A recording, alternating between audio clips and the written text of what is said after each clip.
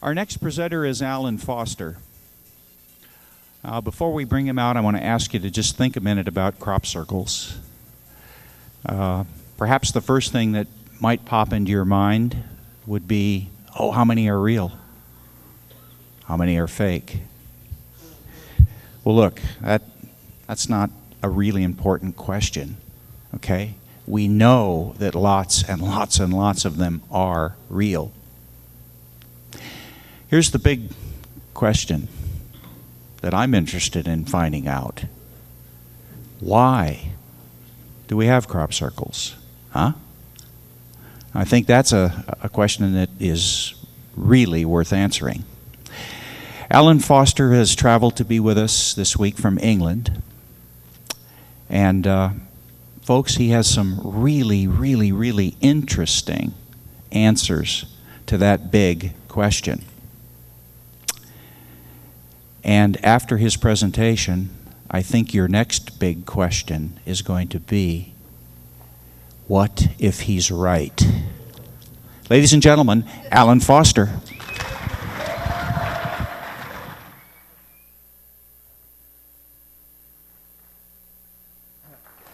Hello everybody, can you hear me okay? Yeah. Good, thanks. Just like to thank Bob and all the organisers for inviting me. Thank you very much. Just before I start, I'd just like to introduce myself. My name is Alan Foster. I'm a writer, researcher and lecturer on UFOs, crop formations, environmental and spiritual issues. I've been studying this subject for over 35 years, certainly ufology, since I had a UFO encounter in April 1973. Strangely enough, as I was returning from my confirmation into the church. I've worked in various industries, including 15 years in the airline industry, some of that working as a manager of an airline operation that provided the commercial transport for the US military. I was the UK manager and then the Mediterranean manager of the commercial airline travel operation, working with the US military and the US Naval Fleet. And I currently work in aircraft operations at an international airport. Okay, now the title of this talk today is Contact, Awakening and Preparation. Which in a way is a reverse of how things actually should be. But we've already had the contact. And certainly the more you look into this subject, it seems as though this has happened throughout the whole of human history. But certainly since in the modern era, since 1947 with the crash at Roswell, it became very clear that UFOs and ETs exist. Now the awakening process probably began in the 60s, but certainly in the late 80s. With the beginnings of the crop formations, the harmonic convergence, 1987, and then of course spiritual awakening, cosmic spiritual awakening happening, from that time. And I truly now believe we are in that time of preparation, where we have, for those who have the eyes to see, we have a foundation of these various things that are going on, crop formations, ufology, sort of spiritual awakening, and we can use those as a foundation for the things that are coming up, this incredible change that's about to happen. So that basically is the crux of what I want to talk about today, using the crop formations interlinked with UFO interactions and other phenomena to show, or they are certainly showing, that something massive is going on here and we're about to go through this incredible change.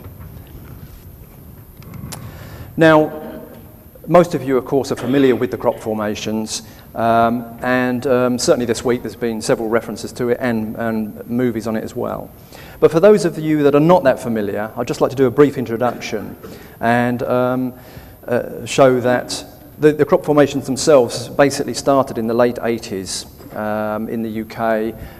Up to this date now, they've been appearing in over 42 different countries around the world, so it's not just the UK. But in this presentation, the formations that I show you come from an area in southern England in a couple of counties of Wiltshire and Hampshire.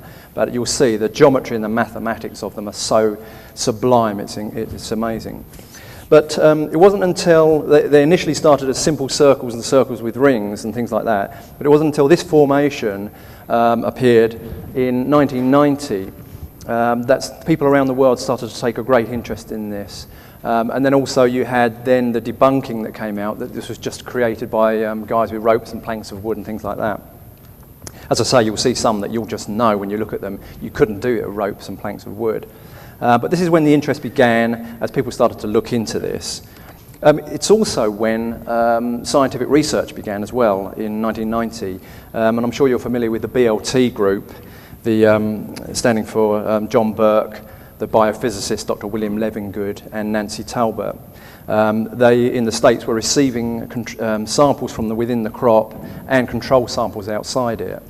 And using various professional scientific consultants like biophysicists, analytical chemists, geologists, geochemists, and mineralogists, the conclusion is that the crop actually goes through a change in its cellular structure. This is in the genuine formations. It's as though there is a superheating of the crop, probably up to about 800 degrees centigrade in a nanosecond, which turns any moisture within the crop into steam, and then the crop becomes malleable and can in effect be downloaded into whatever image, probably in a matter of seconds. You've also got, as with this image here, the crop is often bent at a 90-degree angle at the node or the knuckle of the stem of the crop. And this can be sometimes up to a foot off the ground. You also have an elongation of that node, or even expulsion cavities where the sort of steam blows out of the node, which is acknowledging this superheating process. And you also have magnetic anomalies as well in the genuine formations. Sometimes compasses will spin wildly within them, or batteries will fail as well within cameras inside the formation, but work outside, okay when you get outside the formation. So again, just briefly touching on that, a huge amount of scientific research showing that some of these formations are not made by human means, just by being crushed. There's something going on here. Now, this formation appeared in 1991 at a place called Barbary Castle, which is near Swindon in Wiltshire. At the top, you've got the fort there. Now, the night before this appeared, there were several people doing a night watch up on the fort. And they said during the night they saw this large triangular UFO hovering above the field and a beam of light that shone down. The following day, when they went back to have a look at that particular location, there was this formation there. The lines that you see running across are the tram lines where the tractors spray the crops as they go up and down. Now, they felt that formation represented the fact that there should be a balance between mind, body, and spirit, which indeed there should. But that we are sort of out of balance on this world. Now, what is amazing is there's a connection with that, actually with Carlos Diaz. And you all are familiar with the incredibly beautiful plasma craft. That's the picture taken in 1981 by Carlos. But on the 11th of January, 1998, he was actually filming one of these craft. You've seen the footage, I'm sure. And he went inside the craft and was taken into a large cavern system. Now, he was at the top of a cavern system looking down, and below him, one of these plasma craft was sort of hovering. And just below, there was a smooth dome of rock on which was an image that was either carved or it was beamed down onto it that looked exactly the same as that crop formation I just showed you.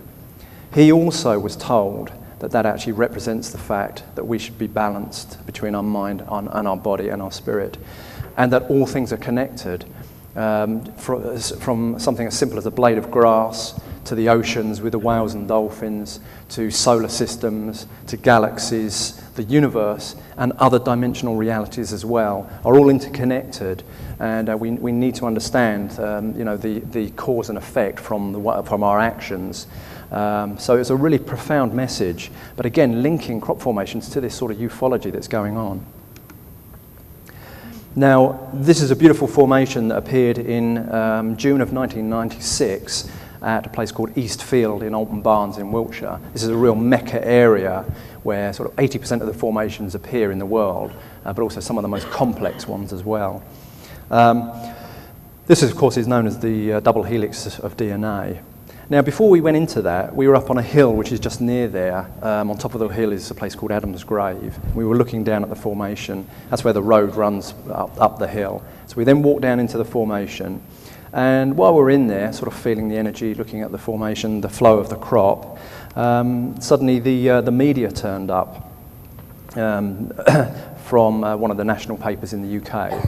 And they were asking us, what we felt was going on here, what were the crop formations about, which we said, we felt that it was a message. It was a really important message for the human race to realise that something's happening and that we need to wake up to this massive change that's coming.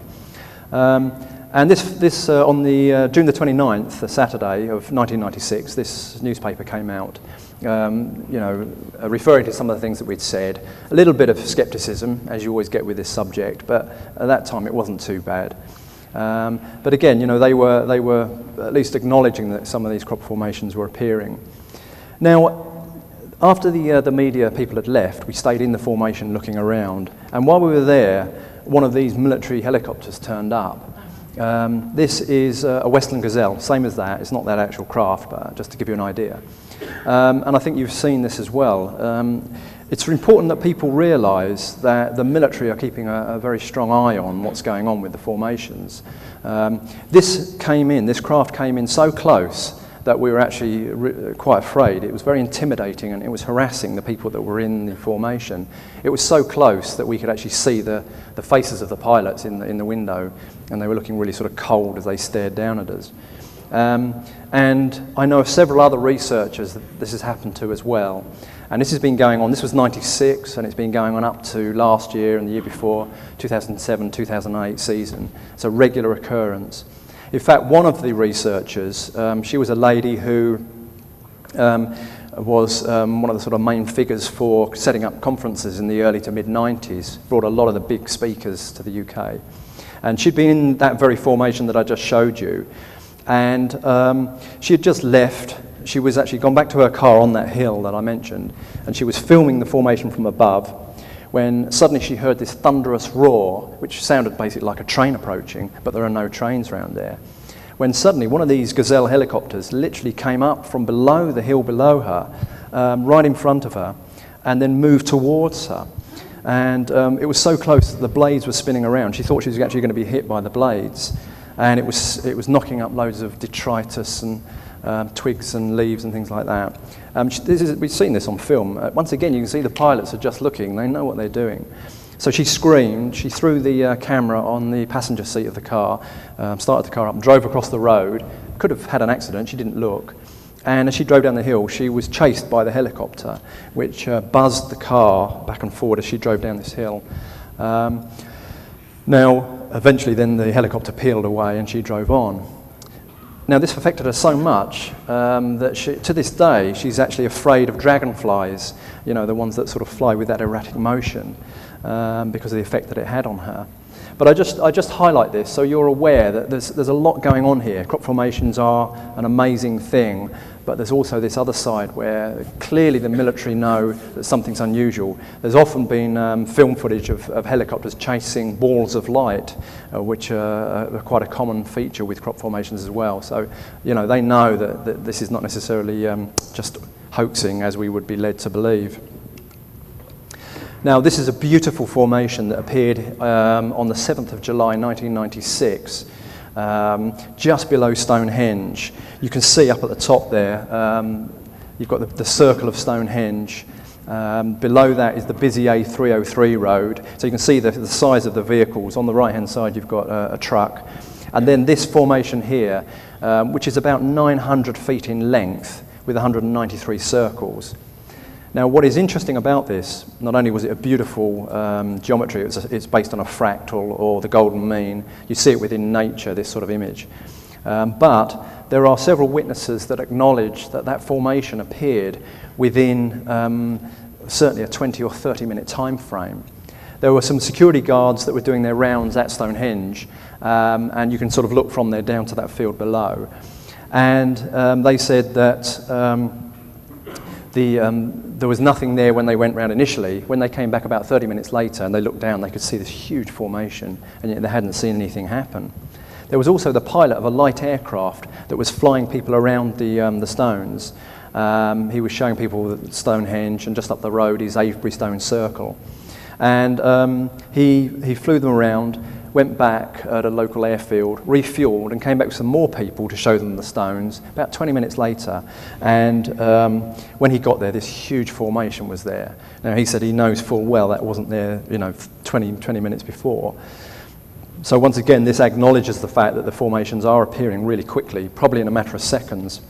And in fact, the people that surveyed that formation, it took them at least 4 hours just to see how the crop was flowing and things like that. So again, it acknowledges they appear really quickly. Now, many of the formations, particularly genuine formations, of course, have very powerful energies associated with them. In fact, over the years, that one, it's known as the Julia set, probably had one of the most powerful of all. This is a painting that my wife did, actually, from the things that she was seeing in that formation, these sort of vortexes or plumes of energy with these spinning balls of light within it. Now, it's interesting that over the years, as people have seen that particular image, many people have said that, yeah, that's exactly what I saw. I saw the same thing as well. So it was an incredibly powerful formation. You can see Stonehenge on the top right there. What is interesting as well is with this one, it was on one of the global major ley lines that runs through Stonehenge. So there was an additional energy, I think, with this. Many of the formations are on ley lines, but this one is an incredibly powerful one. Now, this is stepping up. About a week later, in July of 1996, then this formation appeared.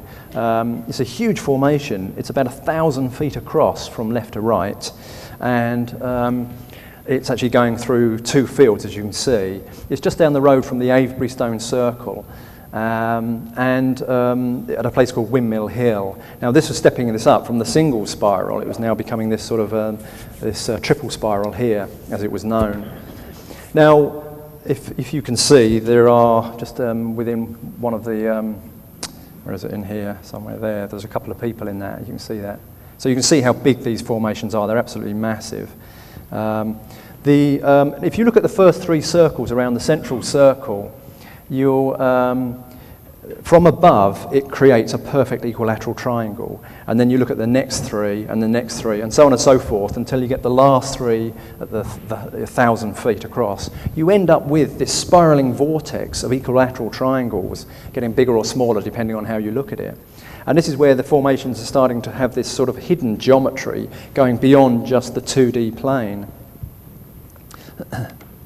Now, this beautiful formation appeared in 1999, and the reason I show this specifically is just because of the complexity of the crop.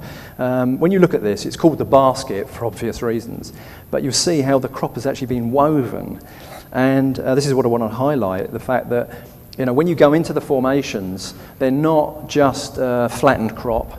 The genuine ones are actually flowing. They're sort of like liquid, as I said earlier, sometimes about a foot off the ground. In areas, there'll be areas where 2 areas come together and it's like water. It sort of splashes across each other, and sometimes you'll get like a plaiting like the back of the hair. In this case, as you can see, the crop is actually a woven pattern, and in the large circles as well, it's got that sort of flow too. Now, unfortunately, this is one of the only photographs of this formation because it was when the farmer became aware of it, he went specifically in to cut that formation out, which is quite sad. But it is magnificent, that one. Then this formation appeared. This was in 2000 at a place called Avebury Truslow, again about just a few miles outside of the Avebury Stone Circle in Wiltshire. This is known as the magnetic field for obvious reasons, and very much like when we were at school, we used to have a piece of paper with iron filings on it, and you'd put a magnet underneath, and you'd get the radial lines of the magnetic field showing, very much like this. But of course, this is just diamonds and squares of standing crop. Now, what is really interesting, this appeared in June of 2000. Following year, in early 2001, Graham Birtle, who used to be the UK editor of UFO magazine, he was contacted by a guy called Graham Innes, who was involved with scientists researching electrogravitics, anti-grav, and advanced propulsion systems. And he was told that scientists at NASA and elsewhere had determined that the Earth's magnetic field was imminently due to flip. And this was based on comparable satellite data from 1980 through to 2000. And as he said, the process of the magnetic field flipping has begun and is irrevocable. It's going to happen, and this is concentrating the minds at NASA more than any other project you can name. Its initial effects will manifest extreme changes in the weather with huge global superstorms, and will probably flip by about 2020. This was based on the comparison or the looking at the data that they had. Now, Graham Birdsall was asked not to release that information until it became more widely known. So he didn't actually release it until September of 2002. But what is amazing is that this formation appeared in 2000 at the same time as they were making their conclusions about the data that they had regarding the diminishing magnetic field. So again, this is sort of highlighting the fact that the intelligence behind the genuine formations are trying to give us messages that are going beyond just geometry and mathematics, so that we're aware of things. In this particular case, of course, saying, look at your magnetic field. Now, I don't know how clear that is. This is a photograph that I actually took on the 30th of October 2003 of the Aurora Borealis in my back garden at home in Somerset in southwest England. Now, it's very rare that we get the aurora down that far, but that particular year there were these huge solar flares and coronal mass ejections that hit the Earth, and they were knocking out things like satellites and mobile phone networks. You had those powerful grid failures in places like New York, Detroit. We had them in the UK and in Italy as well. So it was a sort of an example of how solar flares can actually knock out electrical systems. And the fact that we now are so reliant on that, you can see we are, it's a major concern to the way we operate. And of course, with a diminishing magnetic field, then we are much more vulnerable to this type of thing. This aurora was so incredible. This is a picture that's taken with the shutter open with about 5 minutes exposure. And we saw the aurora coming at the north. It went right over our heads and as far south as we could see. In fact, it was so bright, this one, that it was actually seen as far south as Florida. But again, as you can see, with a diminishing magnetic field, we do have an issue. Now, also, talking of which, I know of a couple of people that have actually said that they've seen birds react in a strange way around crop formations. One of them was a lady who saw a flock of pigeons approaching a crop formation. The flock actually split as it approached the formation, flew around the formation, and then connected again at the other side, rejoined and continued. So this was showing the fact that the formations, the genuine formations, actually have a huge dome of energy around them, and I suspect actually going into the Earth as well. This, of course, can be detected by dowsers, and people, with sensitive hands can feel the energies, and equipment, as I mentioned earlier. And of course, doves and pigeons are birds that navigate using the magnetic field. So it's as though they clearly could see that there was something beyond that. So much so that actually some helicopters as well have had problems with their instrumentation as they fly directly over a formation when they're taking the aerial photographs. But it's only over the formation where this happens that the instruments sort of go wild as they go over it and then clear up again once they go beyond it, only near the formations. So this shows again that many of these are not being created by blokes with planks of wood and ropes. There's a huge energy involved here. This is another beautiful formation that appeared in 2000 at a place called Woodborough Hill. And in fact, if you squint your eyes slightly, you see it actually brings out a more three-dimensional aspect to it, as though it's a ball of wool or the head of a sunflower or even an opening lotus flower, which of course is very relevant to spiritual awakening.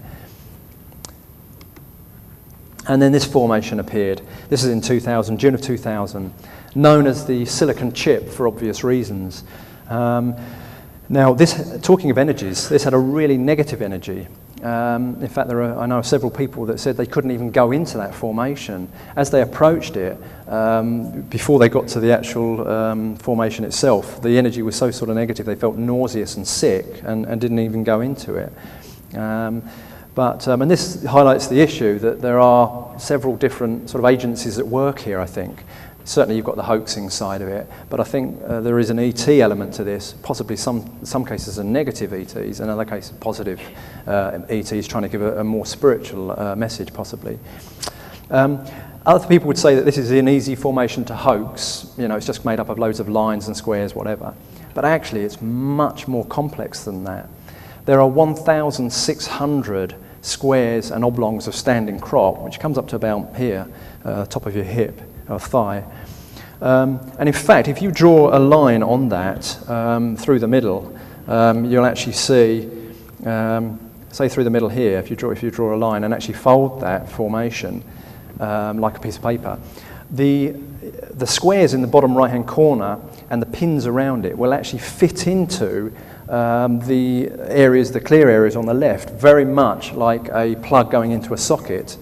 And if you draw a line through the centre and then do the same going upwards, again it'll actually plug into the opposite. This is ludicrously complex. Now, talking of silicon chip, of course, you're all very familiar with Colonel Phil Corso, who's acknowledged that he worked for the Research and Development Department at the Pentagon in 61, 63, and was involved in back engineering UFO technology from Roswell to seed into mainstream industry through government contracting programs. Of course, from which came, so we're told, and I do believe, things like silicon chip, fiber optics, night vision, Kevlar, body armor, lasers, things like that. Now, this is the paradox that we live in. We have these sort of two realities. The one where we're told this stuff is real, that much of our modern technology is derived from this technology. Things like computers, mobile phones, sat-nav, all this stuff. And yet there's mainstream society that doesn't even necessarily even believe in UFOs and ETs. But I feel that we are coming to the time now, and this is being very clearly shown this week, that these two sort of areas are definitely going to merge together. The balls of light have been associated with crop formation creation for many years now. And there are many people who've photographed and filmed these balls of light flying around the fields and the formations. One bit of footage, which you may have seen, shows 4 of these balls of light flying around a field, and then a formation at a place called Oliver's Castle, just collapsing underneath these balls of light within a matter of seconds. And then 2 of these balls actually fly through a hedgerow, across another field, and through another hedgerow. Now, we saw the original footage only a few days after it appeared, and this is when you could see this happening with the balls of light going through the hedges. But most of the footage after that, when this was debunked, they'd actually clipped that, so you didn't see the fullness of what was really going on. And from our research, I truly believe that this is genuine footage, and it fits with the fact that the formations appear really quickly in a matter of seconds. But also, the important point is to note that the actual balls of light flew through the hedge with no diminishing in their speed, so that they have the ability to go through matter, without affecting it in any way.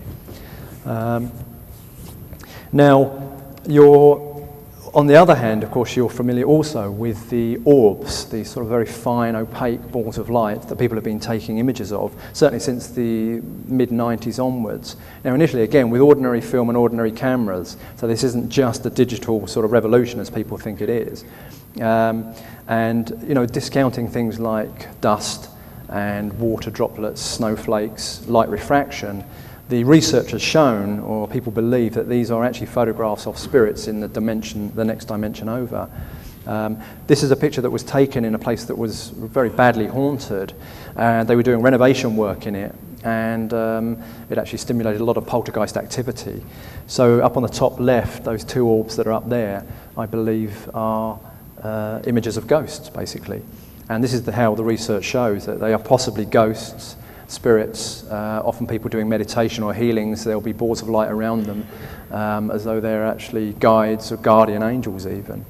So this is a slightly different phenomena than the balls of light that are being seen in relation to the crop formations.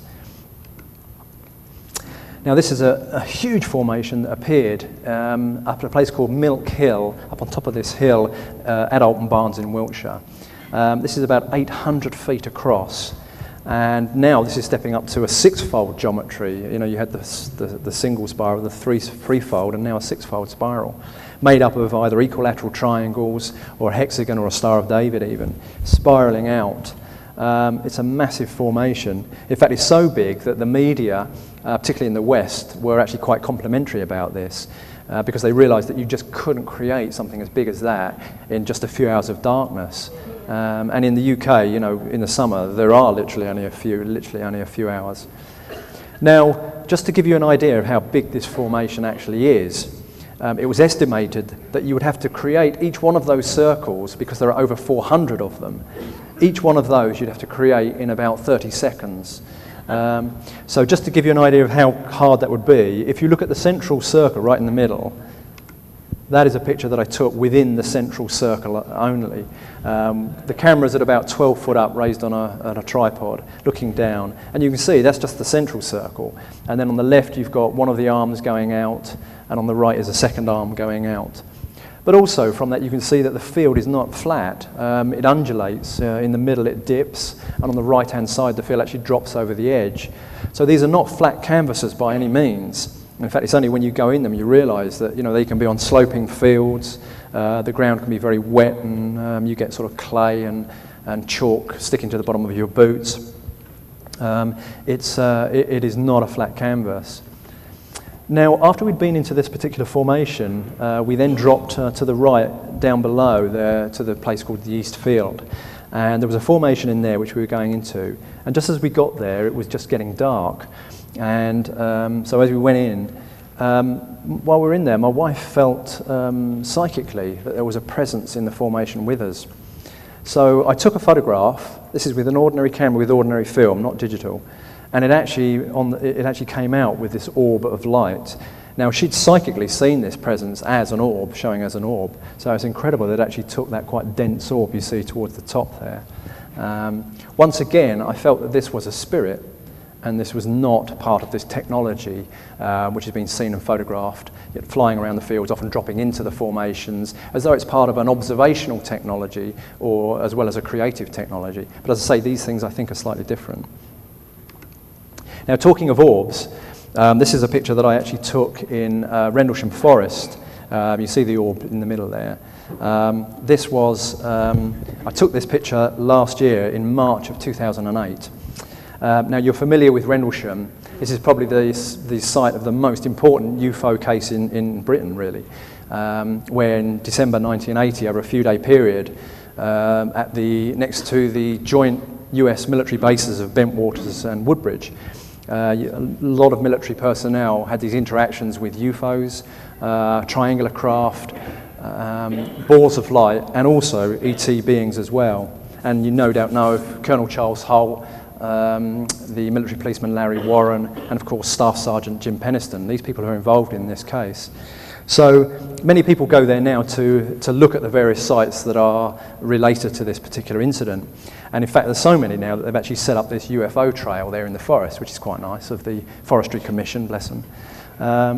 But what is interesting is that I took many pictures within that area, and the only one that actually came out with an orb was this one here, right at the alleged landing site where this triangular craft actually landed, and those posts mark the supposed landing site. What is even more interesting is if you notice on the left, it came up with this incredibly beautiful cross of light, and I do believe it's a single motion of light starting off on the right, going off screen and then probably coming down and finishing down at the bottom there, with these slight pulsations of light as it goes. Now, this picture was taken at a 60th of a second, so again that was pretty fast motion, but a beautiful image as well. And there's been a lot of paranormal activity that's gone on in Rendlesham since then as well, over the years. So something really strange and unusual is happening at Rendlesham. Now, this is a beautiful picture that I took in an island called Madeira, which is in the Atlantic off southwest Portugal, last September 2008. It's a beautiful place, and we were at a particular location where the topography really reminded us of Tepoztlan, where Carlos Diaz comes from.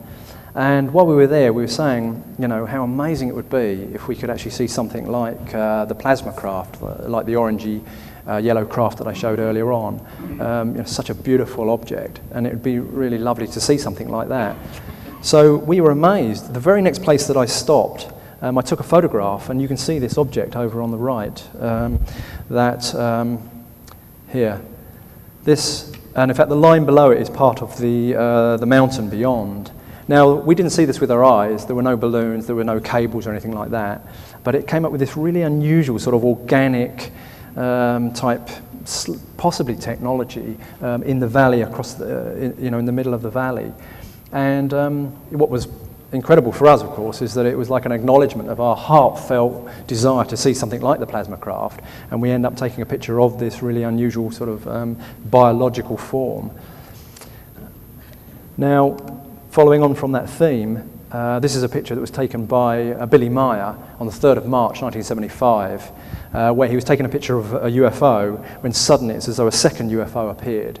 And it was as though it's coming in from the other dimension, in effect, either through a sort of a doorway, interdimensional doorway, or with a sort of a doorway of light. Now, I show these particular last few images because I think it's really important that we understand the interdimensional nature of reality. And I think that's even more important now with the things that are coming up in the future. If we don't understand that there is this interdimensional aspect, which of course is not only spiritual, but also even UFO technology as well, it'll make it harder for us to grasp what's going on and where this is leading in the near future. Now, over the years, the crop formations have been giving images that basically are for everybody, for the whole planet. And they cover, as well as geometry and mathematics, they cover different belief systems as well, as though they're a bridge-making process to try and get everybody to come together. This is a picture taken at Barbary Castle in Wiltshire, in the canola, or the rape crop, the yellow crop. And this is actually the tree of life from the Kabbalah. So again, it's like different belief systems are out there. And including this one as well. This is a picture by Francine Blake. It's a huge form. You can see up at the top there's a couple of people in there, look. This is actually a very powerful image within the Native American tradition that relates to revelation, so as in a revealing. So, you know, all peoples are being catered for in these particular forms. And of course, just before this appeared in 1998 near Alton Barnes, and just a few years before that in 94, you had the birth of the white buffalo calf, which was a major sign for the native peoples in America. That sort of said, we are in this incredible time of revelation. So you're also having them in the crop formations as well to acknowledge that.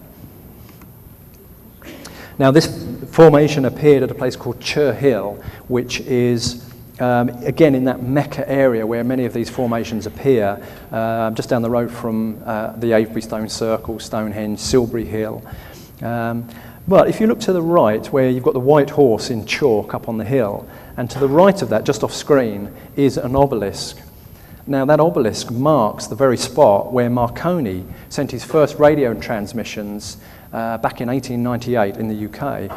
So it's as though, again, the crop formations are acknowledging the fact that they are a communication, as radio transmissions were, a sort of a communication from a distance. It's as though it's the same sort of thing, trying to acknowledge that we are communicating with you. And of course, that became very clear when in 2000, there was an amazing formation next to this radio telescope. This is at Chilbolton, south of Andover in Hampshire, in southern England. Now, you know the SETI program, the search for extraterrestrial intelligence. And of course, the whole point of that program is to use radio telescopes to listen for signals from space to show that there is an advanced intelligence out there communicating with us. And yet, of course, we're told by the SETI program that they've never received a message, and therefore, in other words, there's nothing out there, so go back to sleep again. But in this sublime way in relation to the crop formations, the message is actually coming into the fields of the world so that the people of the world can see it, rather than it going into the radio telescopes. So as if to acknowledge that fact, and perhaps some cosmic humour as well, maybe, right next to this telescope in August of 2000, this formation appeared. Now, the telescope is on government land, and then right next to it on that field, you had this formation here, which seemed to mimic the dish of the radio telescope and the antenna in the middle, and this sort of cosmic or planetary stuff on the outside. That's a close-up of that, so you can see, again, very much like the dish of the radio telescope in the middle, and this sort of cosmic planetary type communication. So this was in August 2000, and it's as though it was the initial way of showing what you're expecting is to receive messages in the radio telescopes. What we'll actually do is we'll put them in the fields of the world so that everybody can see them. So then, over the next 2 years, this message stepped up to even higher levels. And virtually to the day, the following year later, in the same place in the field, then appeared these two formations. You can see the radio telescope in the bottom right-hand corner. Up at the top, you have what is like a face, a human or humanoid face. And then on the left, pointing straight at the telescope, you have a formation that relates to a binary code message that was sent by the SETI program back in November 1974 into space. So initially, if you look at the face, that's a sort of upside down image, but it gives you an idea. If you squint your eyes at that, actually, it brings out a much more three-dimensional image, where again, you can clearly see the eyes, the nose, the mouth, the chin, and the ears. And yet, this is just made up of hundreds of circles of standing crop. It's from the ground, you haven't got a clue what that is. And here's an idea, just across one corner there, hundreds of circles ranging from about a foot across to 4 feet across, where the crop again is coming up to the top of your hip or your thigh.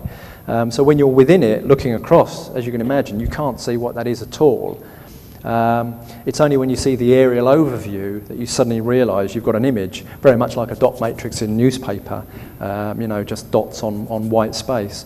But also with this, you can see that the crop flows as well in this sort of area here. The crop is not cut, it's not damaged, it's literally flowing around these circles. Now, the other formation is this one, and this is about 250 feet in length, made up of hundreds of squares and oblongs of standing crop. But it actually creates this, or is based on this particular message that was sent from the Arecibo Radio Observatory in November 1974 as a message, as a communication into space. And just to give you an idea of that, so you've got an idea of the translation of it. On the right is the translation, and on the left is a block form, so you can actually compare to the crop formation in a second. But as you look at the message on the right, you can see here, at the bottom you have a little mini graphic of the Arecibo radio telescope with the dish and the antenna. Above that you have the what is like the planetary system with the third planet raised up, planet Earth, the planet with life. Above that you have a human figure, and then you have the DNA double helix, number of nucleotides in DNA, formulas for sugars and bases in nucleotides of DNA, atomic numbers for oxygen, nitrogen, carbon, etc. It's basically an intelligent binary code communication into space. Now if you look at the block form on the left here, which is here, and then zigzag backwards and forwards, looking at the two of them, you'll actually see that they are very similar, but there are some anomalies. And of course the anomalies are the classic communication. One example, of course, is the DNA structure is different. And we're all familiar with the fact that the hybrid program is using human genetic material with ET genetic material to create a new race. And the DNA structure is different. But also even it's acknowledged with some research is showing that even the star children may have a different DNA structure. Below that you have the human figure on the right, and on the left here you have what is like an image of a grey. It's a little body with a large cranium and the big eyes. Below that you have the planetary system, where instead of just the Earth raised up, a planet with life, next to that you've got Mars. And of course we're very familiar with the fact that Mars is showing that it used to have vast rivers, lakes and oceans on it.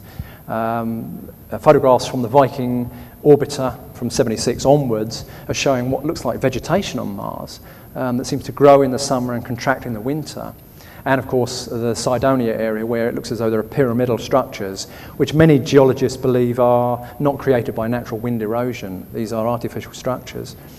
Then of course you've got the four little dots after that, which are probably relating to the Galilean moons around Jupiter. And certainly many microbiologists believe that under the ice moon of Europa there may well be life underneath. But the pièce de résistance of this particular formation is at the bottom, where you have like a little mini graphic of the formation that appeared there the year before, with the dish and the radio telescope in the middle, with this sort of planetary stuff going on the outside. Now the original message in the same location showed the Arecibo telescope as though acknowledging this is where this is sent from. Other researchers feel that what the actual crop formation message is trying to tell us is that ETs are already here, which of course we know they indeed are. Now, this is stepped up to a new level. Again, this is going beyond geometry and mathematics. This is a direct SETI-like communication, but in the crops of the world. So as if that wasn't enough, then the following year, virtually to the day again, in August of 2002, just 8 miles down the road, under a bank of microwave towers, appeared this incredible formation. Now, this is about 350 feet in length, and just off screen at the top is this bank of microwave towers. And of course, SETI are looking into the microwave spectrum as well as the radio spectrum. Right up at the top, I don't know if you can actually see, there's a little car right up there, just to give you an idea of the size of these formations. And this is stepping to the sort of a three-dimensional, photographically real image. Again, if you squint slightly, it really brings out a 3D effect. It's so amazing, even though it's just made up of lines of depressed crop, that if you look on his cheek, the right-hand side of his cheek, which is the shadow side, it's even darker than some of the other surrounding areas of the crop, highlighting that fact. So it really is like an actual photograph. The three areas on the right are possibly UFOs hovering in the distance. And as you can see, it's as though he's holding up a disc. Now, this appeared around about the 25th anniversary of the Voyager probe, which was the one that went out with that golden disc on board, with people speaking, music playing, children talking. So a lot of people felt that it was trying to communicate with us using a disc. Now, a lot of people feel that this is circles, but it's not. It's actually a spiral of flowing crop that starts in the center and flows in an anti-clockwise direction and eventually comes out at the bottom there. Now, I walked that, and it's on a sloping field, quite steeply sloping. And it took me about 15 or 20 minutes to walk the spiral, which, if you straightened that out, would be the equivalent of about a mile in length. Now, try to do a spiral on a computer is really hard, but on a sloping field at night, a mile in length is virtually impossible. But even more than that is, if you notice the dark areas, they're all standing crop, again about this high. The light areas are the areas where the crop has been laid down, but it's not haphazard. They're actually, all of them, all point into the center. Wherever you are within the spiral, they're all facing into the center. So it's incredibly complex. So some people looking at that thinking, this is a disk, what does it say? So using the ASCII code in the computer, they actually translated that into an actual message, and this is what it supposedly says. Beware the bearers of false gifts and their broken promises. Much pain, but still time. Believe there is good out there. We oppose deception, conduit closing. Now these are really powerful words. And in fact, there are many people who believe that the Greys are going to help us as we go through this technological and environmental collapse that's coming up. Other people feel that the Greys, in fact, are the classic deceivers, as it says in the message, and that they're taking our genetic material from behind the scenes, or possibly even manipulating things as well from behind the scenes. So I personally would go along with the latter. I would not trust these guys. Now, this is a formation that appeared the following year in 2003 at a place called Golden Ball Hill, which is an interesting term, which was actually the representation of an egg and a sperm. And some people felt it was referring to the creative life force. Other people felt that it was also referring to this sort of the genetic manipulation that's going on by the ET side of things behind the scenes.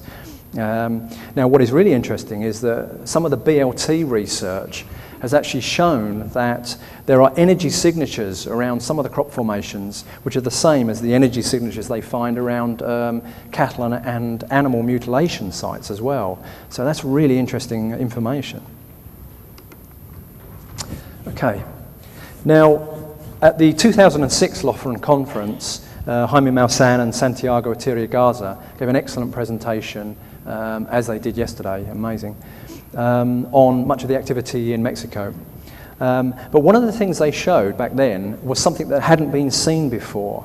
And this was film footage and CCTV footage of, which was taken in Mexico and in the UK at the end of 2005, of what looked like an opening wormhole or interdimensional portal, which is actually appearing in the sky.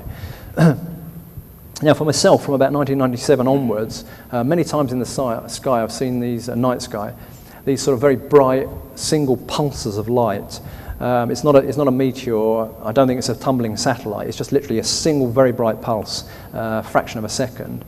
But this was something really new. This was different. This was a spiraling vortex or interdimensional portal opening in the sky. But what is really interesting is that following season in the crop formations, it's as though that particular theme was mirrored in some of the formations when you had things like this. This again is a huge formation, beautifully placed within the landscape, one of Steve Alexander's pictures there, where again this is just literally arcs of standing crop, and yet it creates this beautiful 3D sort of, again, like an opening wormhole or sort of interdimensional portal. Another one was this one by Lucy Pringle. That shows once again you have these sort of the two much more three-dimensional looking ones, and then the others which are much more flat, much more sort of 2D. For myself, I actually believe the 2D ones are meant to represent our dimension, and that we need to start become aware of these other dimensions beyond this, particularly in relation to the fact that it's believed that the veil is thinning and our frequency is rising, that the dimensions are merging, and I think that's part of why the orbs are starting. We're starting to see the orbs as well. So this is perhaps acknowledging that fact.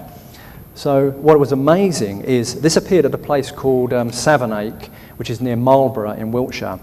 And we were leaving, after we'd been into this formation, we were leaving by that tram line there, heading back towards the road. And just before we got to the road, we both looked left, and there's a huge forest next to it called Savernake Forest. And as we were watching, it's suddenly as though the whole forest itself started to diminish, morph away, going into the distance. We both looked at each other and said, "Can you see that?" And we both said, "Yeah." It was literally sort of stretching away, and the only way I can describe it is sometimes in Hollywood movies you see somebody walking down a corridor or something, and the corridor seems to stretch using some sort of photographic technology. It was like that. It seemed to shift away from us. But in a way, for us, it was like an acknowledgement of the fact that we were liaising with these formations that are relating to interdimensional reality. It's as though it was actually a shift of the material world as we looked at it. Now, I've been going into crop formations for at least 14 seasons now, and I've never seen anything like that, so it was really, really unusual. And this is a beautiful formation that appeared on the 4th of August 2003, and it's known as the Swallows Formation for obvious reasons. It's the swallows, of course, are the birds that fly along still water, taking either insects or water. Ponds, lakes, rivers, and you get these sort of droplets of water that come off their beak or their wings. But it was beautiful the way it was within the landscape. You can see in the middle it's actually sort of dipping down. And this appeared at below Milk Hill in Alton Barnes in Wiltshire. And there's a big white horse on the hill, and we were standing there looking down at that. And it literally was as though the birds were flying into the dip and then flying back out the other side. It was beautiful. Many people felt that there was a real organic message, and that we need to really care for Mother Earth from that particular formation. Now, you're all familiar, of course, with the story of Noah, and after the biblical flood, this global flood that basically destroyed an ancient, advanced civilization. After the waters settled, Noah from the ship released a dove. For the dove to try and find land. In other words, if it didn't return, it would have found land. And so we all know that story. Now, in the Sumerian texts, particularly those highlighted by Zecharia Sitchin, Noah is called Utnapishtim. And in that, he actually releases not only a dove, but also a swallow. So again, there are people who feel, as I do, that the point of the swallow formation was trying to highlight not only the swallow but the water aspect of it, as though making a connection to that sort of biblical flood type thing, which of course is very relevant, as we know, with the things that are happening around the world at the moment. This is a beautiful painting called "There's a Storm Coming," and indeed there is. The pole caps, the glaciers, the permafrosts are starting to melt now so fast that they're having a major effect on sea level rise and, of course, on the ocean circulation as well. And we're starting to see effects of that with things like Hurricane Katrina, with New Orleans, where you get these vast tidal surges. low-lying countries like Bangladesh and the Maldives, etc. So this is something we've got to start addressing as we go through these next few years. The effect that these tidal surges and global superstorms are going to have on some of the major cities of the world, which are going to start to cause economic collapse and then the redistribution of the human populace as well. And I mentioned earlier that I feel we're in the time of preparation. We need to be aware of those things. But in a way, what's worse is the fact that not only there's some of the major cities that are by rivers or by the sea, but also, of course, most of the world's nuclear power stations are also by the sea, where they use the seawater to cool the reactors. This is a picture of a place, a nuclear power station called Hinkley Point, which is only about 15 miles away from where I live in Somerset. And you can actually see, this is just a normal high tide level, and it's already starting to erode the bank here. And in fact, they've shored it up with this metal cage with rocks in it. So with these tidal surges, which can reach something like 25 feet above normal high tide level, spring tides and storms, the future is looking bleak as far as the effect that this is going to have on nuclear power stations and nuclear waste. So we have a problem coming up, and that's part of these things that need to be addressed seriously as we look at what's going on in this near future. Okay.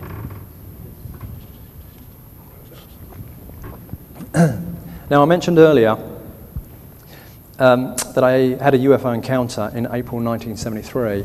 That stimulated me to start looking at the UFO reality from that early age.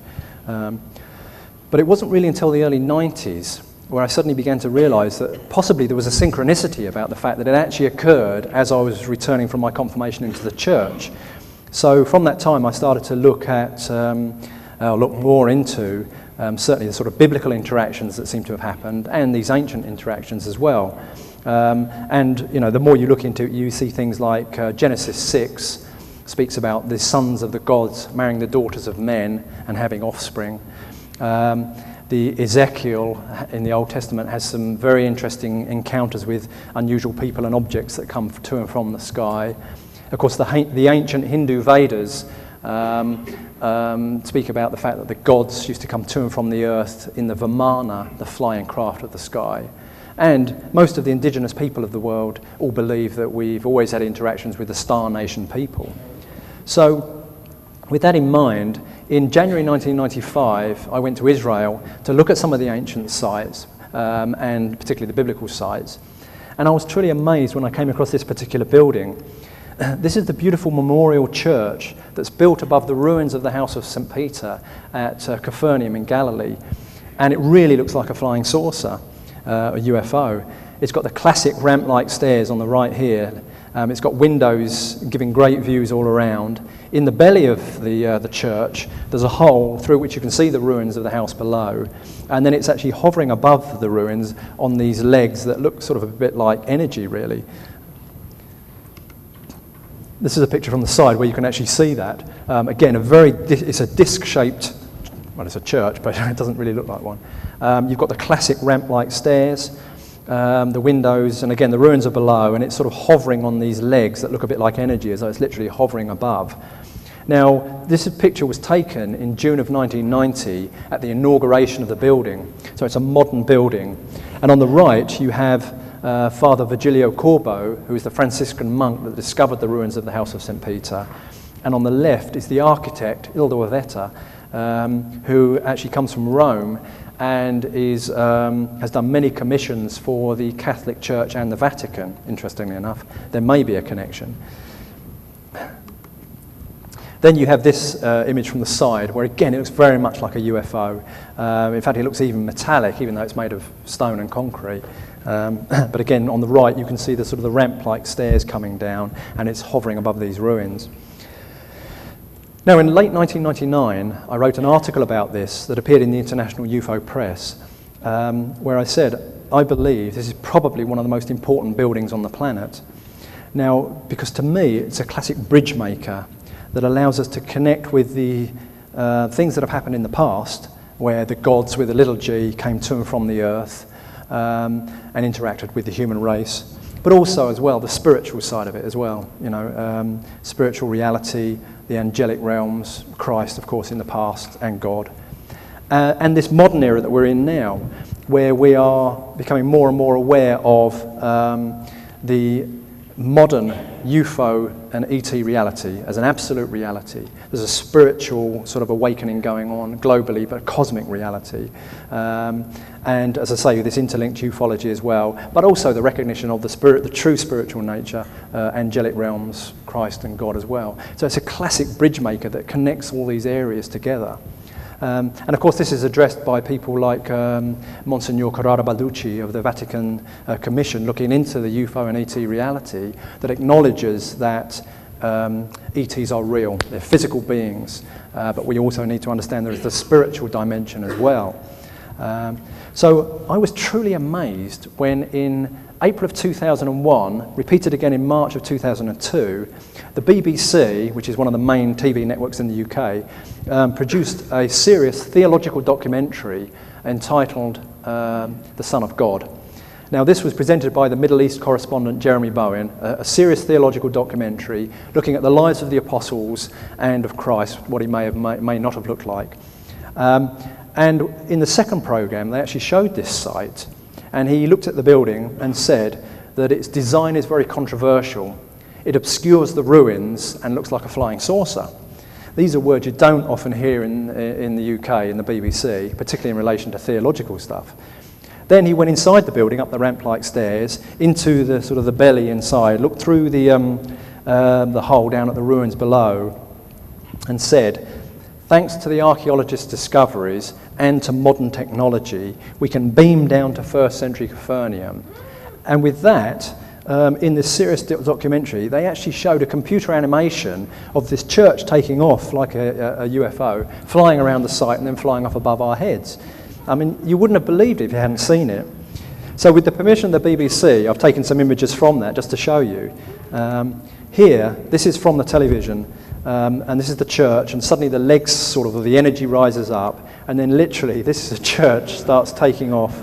Lights are on there, there's a blue beam of light underneath, and then the sequence of this flying church in Israel flies around the site, and then comes back round here and then flies off above our heads. Again, if you hadn't have seen it, you wouldn't believe it had actually occurred. But of course the BBC, the same as many other international media, are often present at these global conferences, but particularly disclosures like the one in 2001 and 2007 at the National Press Club. They're fully aware of this reality. But for me, I took this as quite a nice little disclosure, so particularly linking in that theological side as well. So, when we start to put these things together, all the things that are happening around the world, you have certainly on the more negative side the environmental crisis that we're in and that will increase. We're all starting to become sick and tired of warfare because it's becoming very obvious it's manufactured. We're understanding who really runs this world and what their agenda is, and all of these sort of pollutive aspects that are going on as well. And yet at the same time, as we head towards this real crisis point, technologically, environmentally, there are these incredible things happening. The crop formations, the people waking up to this sort of cosmic reality as well, and spiritual reality. So it's becoming fairly clear that we are in a time very much like Revelation, where we truly understand what's going on here. And of course, Revelation is a revealing. And it's only right that we truly find out who we are, why we exist, why we're here, where we're going. These are the great questions.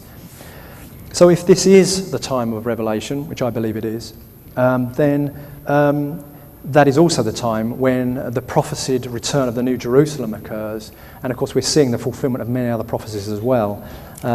So just a quote from Revelation 21:10, it says, "And he carried me away in the Spirit to a mountain great and high, and showed me the holy city Jerusalem coming down out of heaven from God.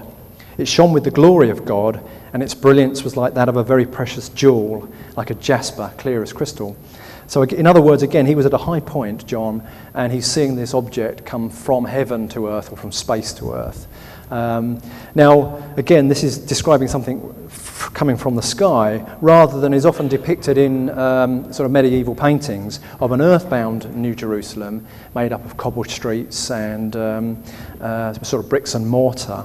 It's literally this crystalline, exquisite crystalline object that comes from heaven to earth, from space.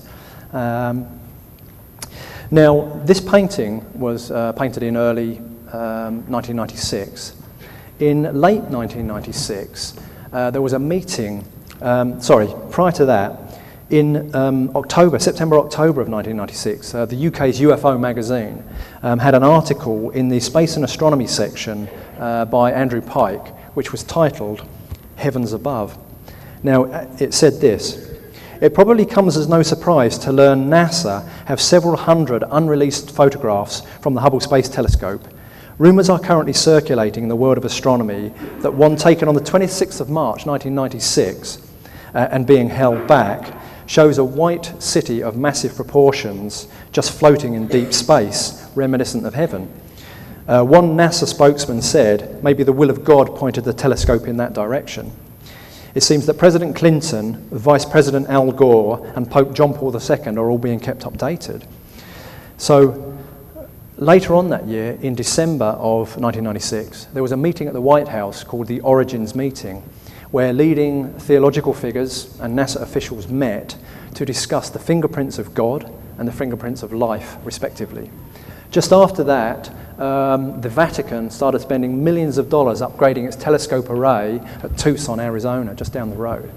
And then in 1997 onwards, you have Monsignor Corrado Balducci of the Vatican Commission speaking out in global media, particularly in Italy, about the fact that there is a Vatican Commission looking into UFOs and ETs and that they exist.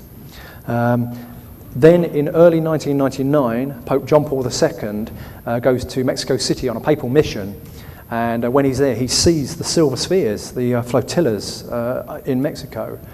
And later on that year, in December of 1999, he actually sends his blessings to a large UFO conference that was being held in Acapulco in Mexico to the speakers and the organisers of that conference. So in other words, he's acknowledging that this stuff is real. He just can't necessarily talk about it in the mainstream media. So behind the scenes, there's this amazing sort of clamour going on.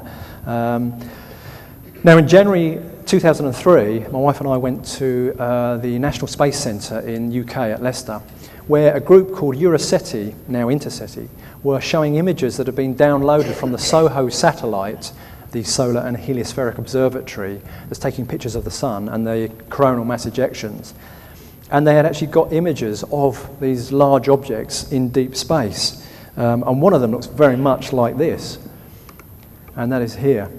So much so, in fact, that they actually dubbed it the Disney UFO because they felt that it looked like the Disney castle, you know, with the sort of the spires.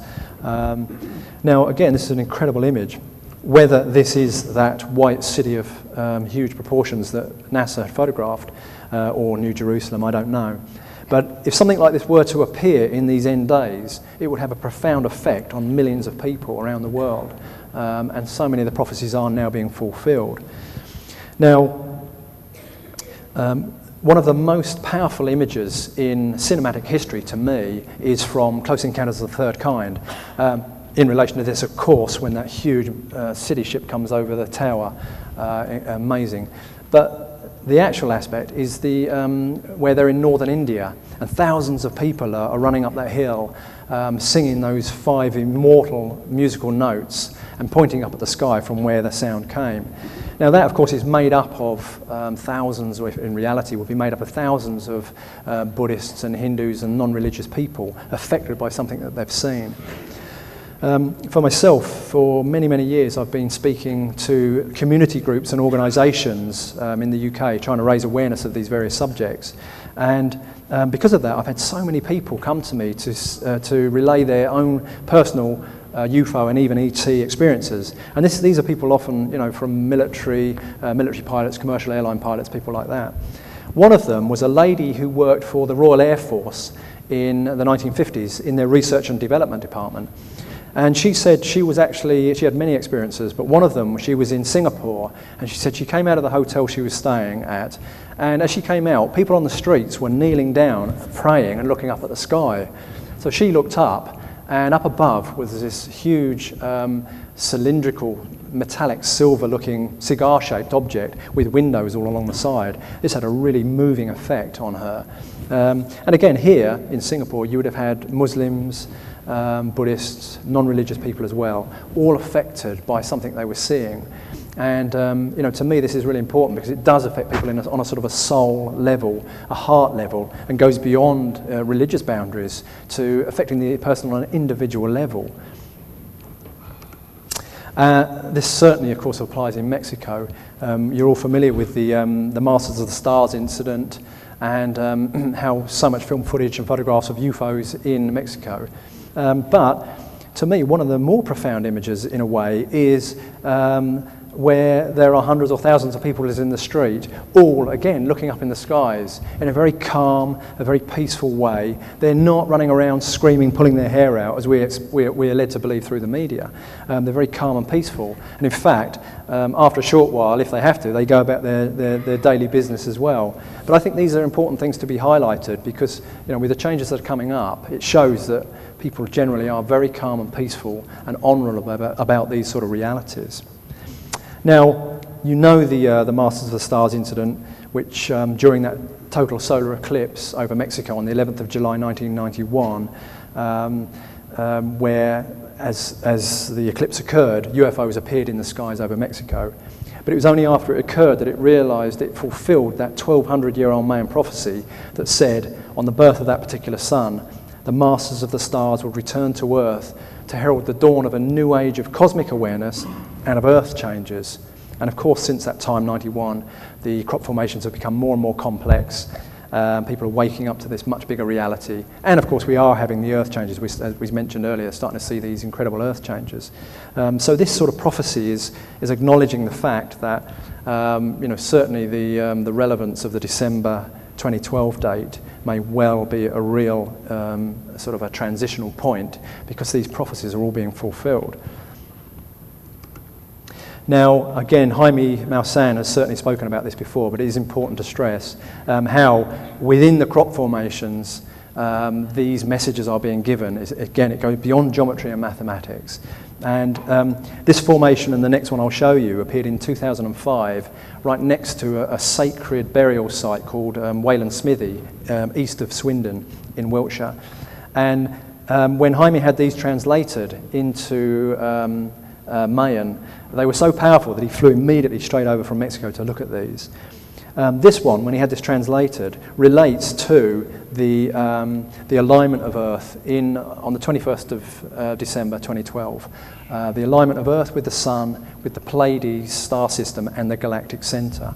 But it also has information that relates to the annular eclipse of the 20th of May 2012, which will be seen over Mexico, the transit of Venus over the Sun on the 6th of June 2012, but also is a possible bridge maker, once again, between like Christianity, Islam, and the native peoples of the world as well, which is the whole point of what the crop formations are trying to do. The next formation, this one here, stunning formation, probably 300 odd feet across.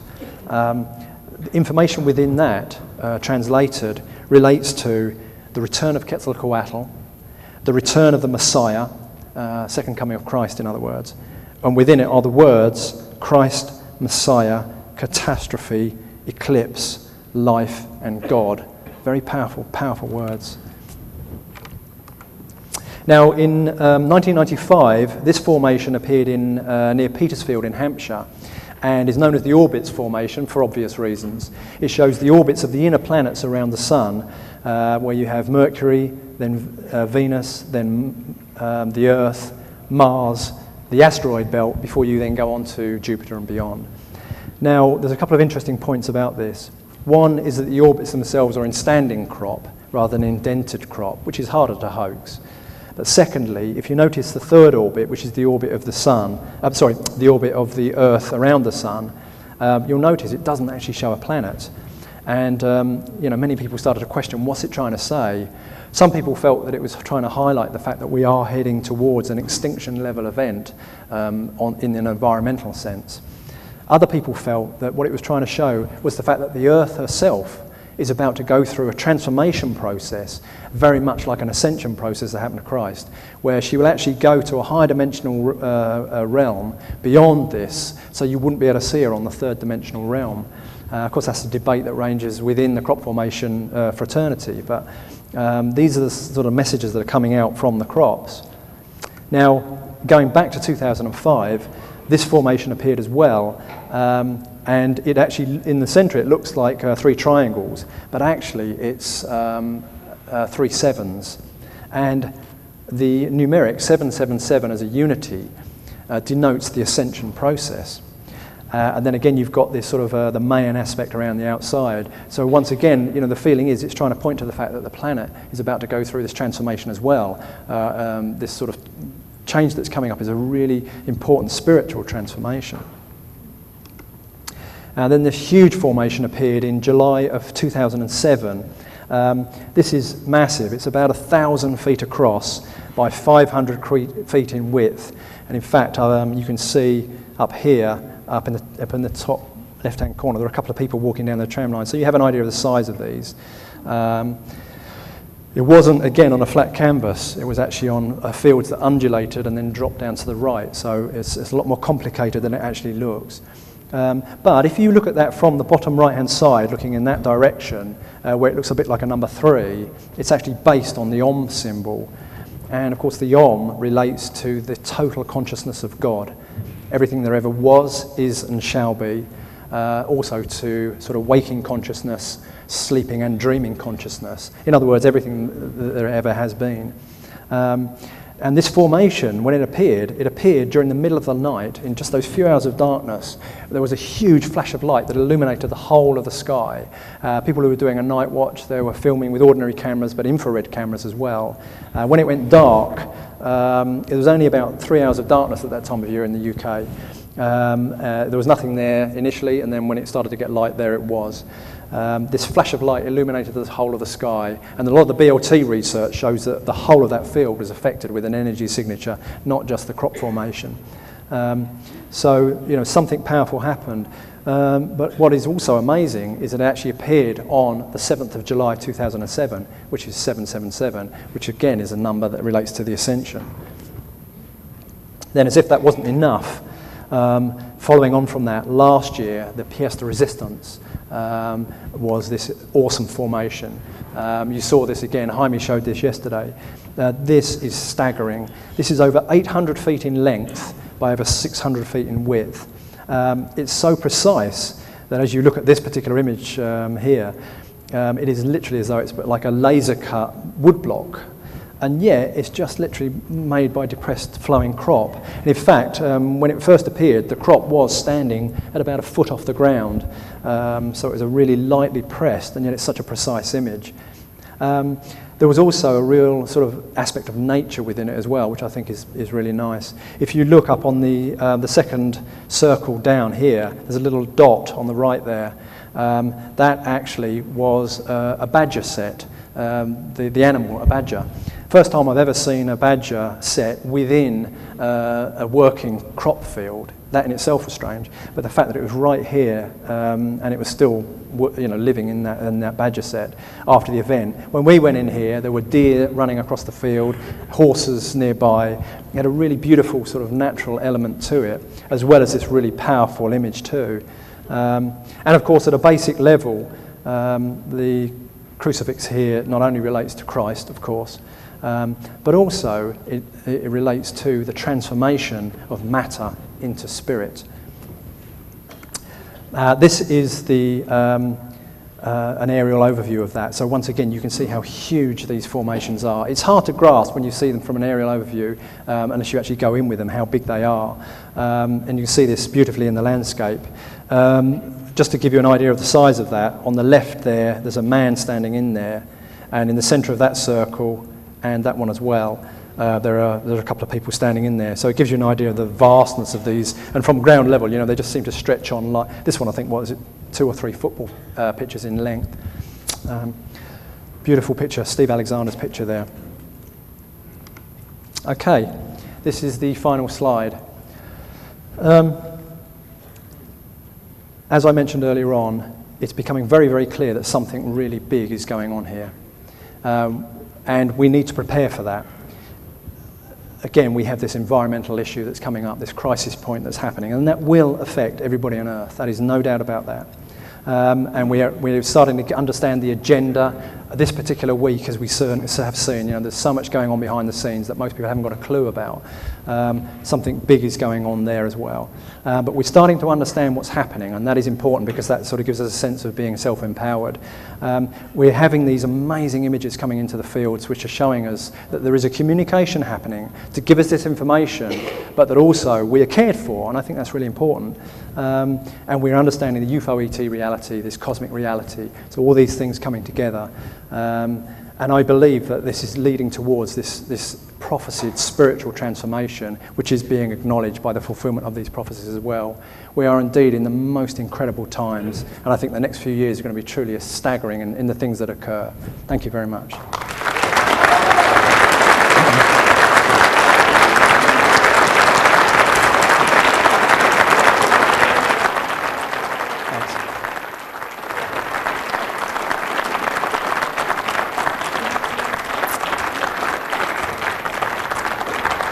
Hey, thanks. Thank you. No Q&A.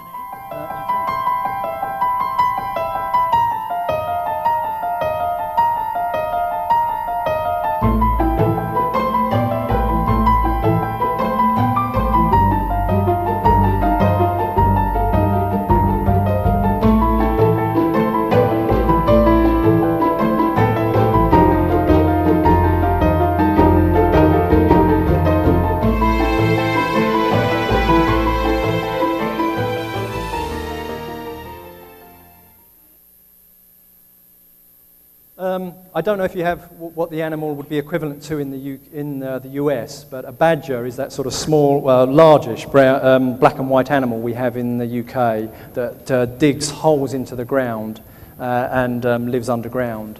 But because the fields are being worked by the farmers on a regular basis, I've never ever seen a living, functioning badger set within a field before.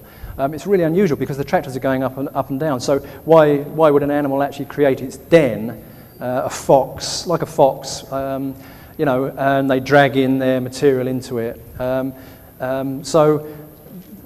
me, it was really unusual that you would even see one in a field, let alone the fact that it was sort of interlinked in with this. So to me, it just gave the impression, once again, that there is a connection with all of this, however mighty it is, but that we've got to look at Mother Earth as well. So I thought that was quite astounding, very unusual. Thank you. Thank you. Hiya. Hi, thank you very much. Crop circles are quite beautiful, and they're a great way of sort of breaking the ice with people on this whole subject. Yeah. I have a few crop circle books, and they all have different crop circles. I think many of them are proprietary in nature because of the person who took the picture. Yeah. Has there been any attempt to coordinate all the crop circles on a worldwide basis in terms of their meaning and implications? And yes, there have. Colin Andrews, you probably know of him, he was one of the leading researchers in the early days, in the 80s initially, and others as well. Quite a lot of the Dutch guys that come over are really into this. What they've done is they've put often black and white aerial images into websites, and they've looked at the evolution of the formations that have happened, which are tens of thousands. There can be 50 or 100 in the UK every year. They're in over 42 different countries all around the world.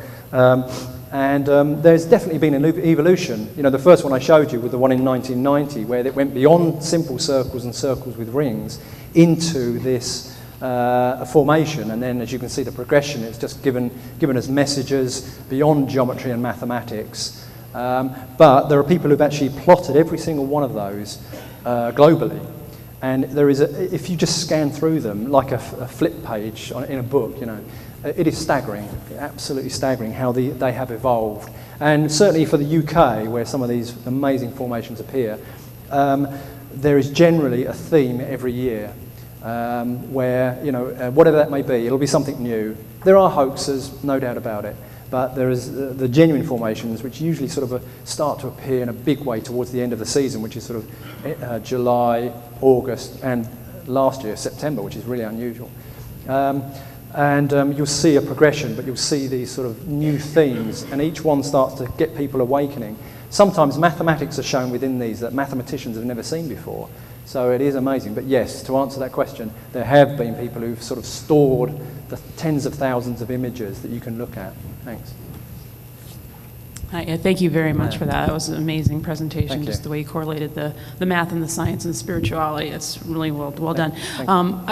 I had heard story about the one crop circle with the alien in the picture with the head, Yeah. the one that you said wasn't maybe so friendly, Yeah. and that it was used for a advertisement or for a actually ad campaign that it took a long time to make. So can you verify again that indeed was something that appeared? Yeah. You said in just a matter of hours, because Yeah. that's the stories going around that it was actually a planned hoax. It was part of a big ad campaign. I guess some Yeah. company was using it as part of Yeah. their ad campaign, and I was just Yeah. curious. That again, of course, there are formations out there that have been used for ad campaigns. Breakfast cereals, people, chat shows who in the UK, a couple of faces, people like that. So that's a fact. That does go on. But the thing with the that's known as the Crabwood Grey, appeared at a place called Crabwood, is there was a time delay between the face appearing and then the disc appearing.